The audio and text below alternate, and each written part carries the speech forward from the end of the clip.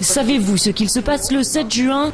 Une question que Rayed pose à longueur de journée aux habitants de Seine-Saint-Denis.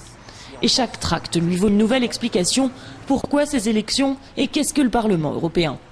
À 22 ans, Rayed est déjà délégué à la politique de quartier chez les jeunes centristes, une mission qu'il prend particulièrement à cœur. Puisque je suis engagé politiquement, c'est aussi mon rôle de les intéresser à la vie politique et surtout à la vie européenne, même si ils n'ont pas tous pour la politique, pour les informations ou bien pour les débats une passion particulière. Et la méthode a fait ses preuves. Mais bien sûr que je vais voter. Je vais remplir mon devoir de citoyen, c'est-à-dire aller voter pour les européennes. Il y a des gens qui se sont battus, qui sont morts pour que le droit de vote puisse être ouvert à tous.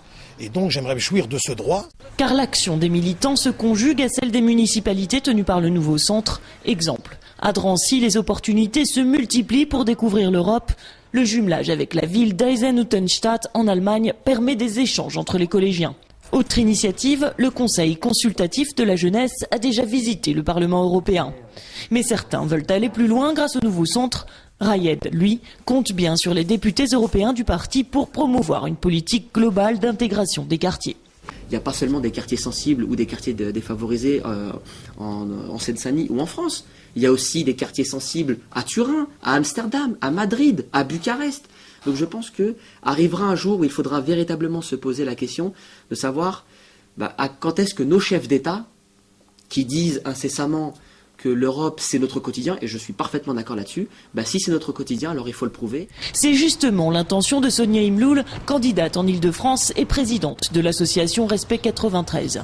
Pour elle, pas de doute, c'est l'harmonisation européenne des politiques familiales qui pourra changer le quotidien des habitants des quartiers.